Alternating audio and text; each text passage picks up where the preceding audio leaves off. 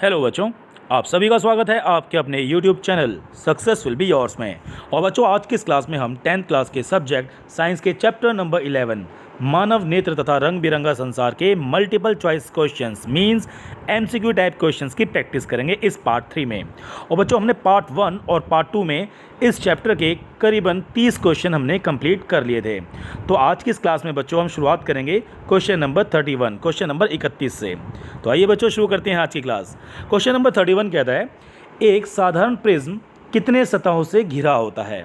बच्चों, आपने प्रिज्म देखा होगा, प्रिज्म कुछ इस प्रकार का होता है।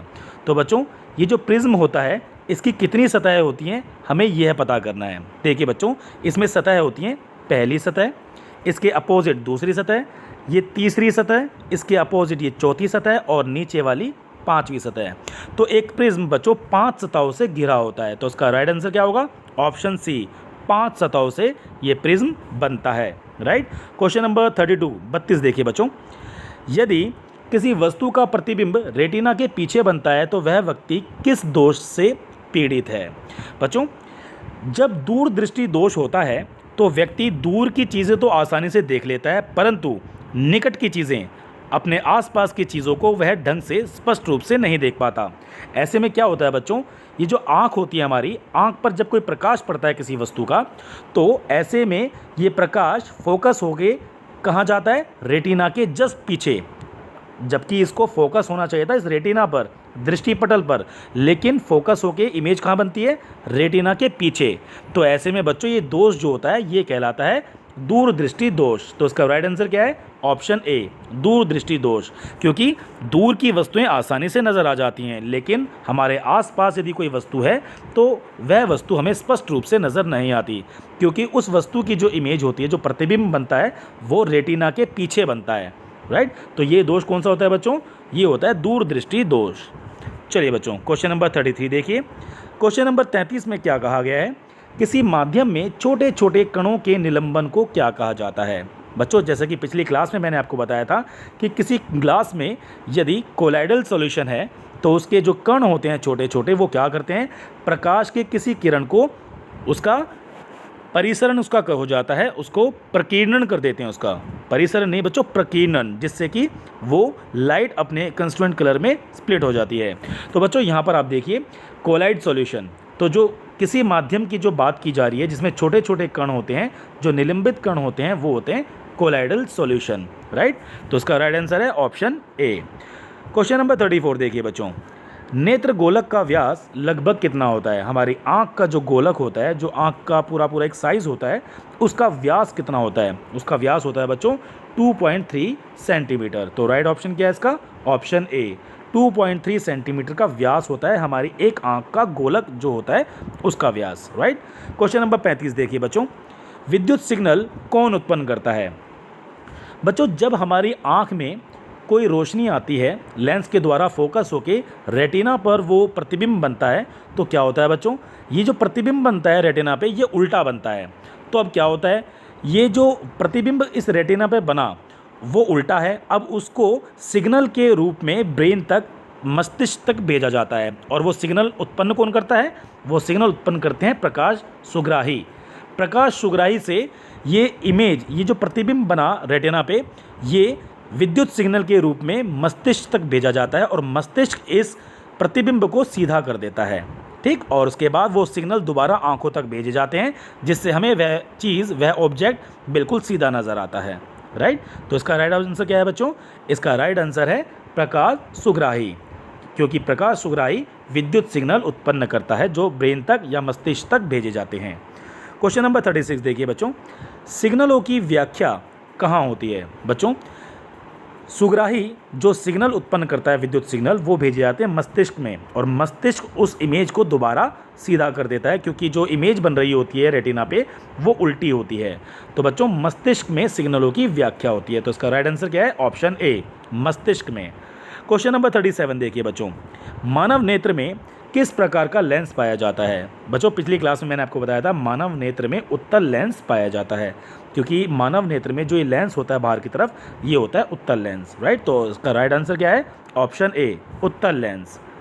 क्वेश्चन नंबर 38 देखिए बच्चों, पुतली के साइज़ को नियंत्रित करने वाला गहरा पेशीय डायफ्राम क्या कहलाता है? बच्चों वो होता है परितारिका, इंग्लिश में कहते हैं इसको आइरिस। तो हमारी पुतली के जस्ट नीचे होता है ये परितारिका आइरिस, जो कि हमारी पुतली के साइज़ को नियंत्रित करता है। आपने कई बार देखा होगा हमारी आँख की जो पुतली होती है वो कभी कभी जैसे अंधेरा होता है तो अंधेरे के टाइम हमारी पुतली फैल जाती है, और जब बहुत तेज़ रोशनी आती है तो ये पुतली सिकुड़ के छोटी हो जाती है। तो इस पुतली के साइज़ को नियंत्रित कौन करता है बच्चों? परितारिका आइरिस, राइट। तो इसका राइट आंसर है ऑप्शन ए परितारिका। क्वेश्चन नंबर 39 देखिए बच्चों, आँख की पुतली किस प्रकार कार्य करती है? बच्चों हमारी आँख की पुतली परिवर्ती द्वारक की भांति कार्य करती है। बच्चों परिवर्ती द्वारक अर्थात आँखों की जो पुतली है उसका साइज़ कभी छोटा हो जाता है कभी बड़ा हो जाता है। जब अंधेरा होता है तो आँख की पुतली का साइज़ बड़ा हो जाता है, और जब बहुत तेज़ रोशनी होती है तो इस आँख की पुतली का साइज़ थोड़ा छोटा हो जाता है। तो हमारी आँख की पुतली परिवर्ती द्वारक की भांति कार्य करती है, जिसकी वजह से पुतली का साइज़ छोटा और बड़ा हो जाता है, राइट। क्वेश्चन नंबर 40 देखिए बच्चों, कॉर्निया के पीछे एक संरचना होती है, उसे क्या कहा जाता है? बच्चों हमारी आँख जो होती है उसमें सबसे आगे जो सबसे ऊपरी लेयर होती है वो होती है कॉर्निया, सबसे ऊपर, और कॉर्निया के पीछे जो संरचना होती है वो होती है परितारिका आइरिस, जो मैंने अभी आपको बताया था, राइट। तो इसका सही आंसर क्या है? Option D. क्वेश्चन नंबर 41 देखिए बच्चों, निकट दृष्टि दोष उत्पन्न होने के कारण क्या होते हैं? बच्चों निकट दृष्टि दोष होता है जब हम नज़दीक की वस्तुएं आसानी से देख सकते हैं लेकिन दूर की वस्तुओं को देखने में हमें परेशानी होती है, तो ये दृष्टि दोष कहलाता है, निकट दृष्टि दोष। और ये उत्पन्न कब होता है बच्चों?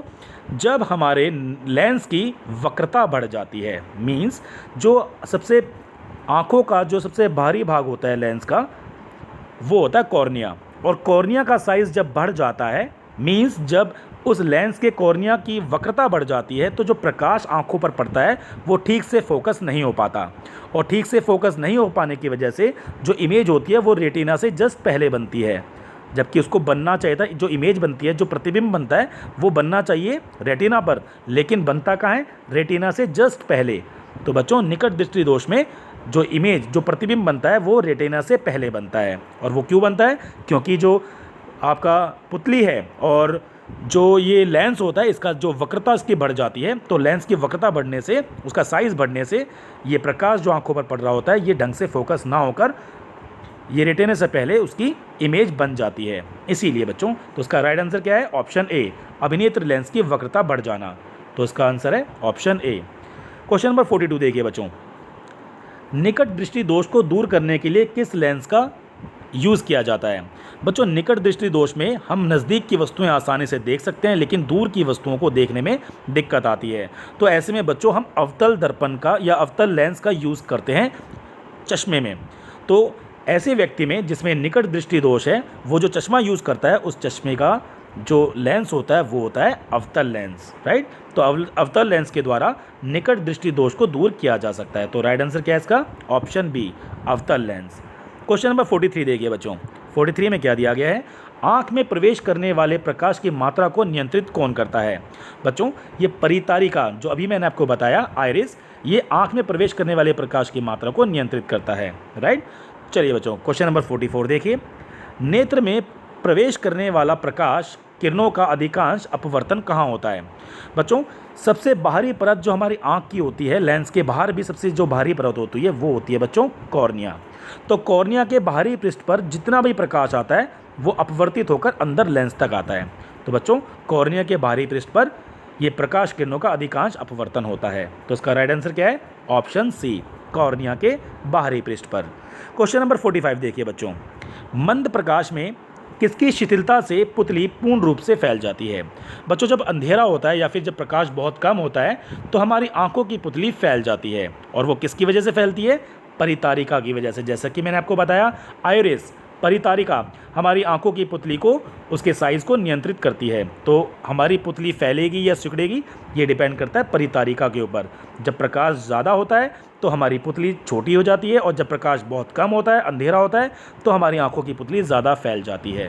तो हमारी पुतली को नियंत्रित कौन कर रहा है? उसके साइज़ को परितारिका। तो राइट आंसर क्या है इसका? ऑप्शन बी, परितारिका। तो बच्चों आज ये कंटेंट हम यहीं समाप्त करते हैं और मैं आशा करता हूँ कि ये कंटेंट आपको बहुत अच्छे समझ में आ गया होगा। So thank you so much मेरे बच्चों, जो आपने अपना कीमती और वैल्यूबल वक्त दिया इस वीडियो को देखने में और इस कंटेंट को समझने में। आप लोग मेहनत कर रहे हो, मैं आपसे ऐसी आशा करता हूँ, क्योंकि आपके एग्ज़ाम बहुत नज़दीक है बच्चों। Best of luck for your exams. मैं हूँ आपके साथ बच्चों हमेशा। थैंक यू मेरे बच्चों।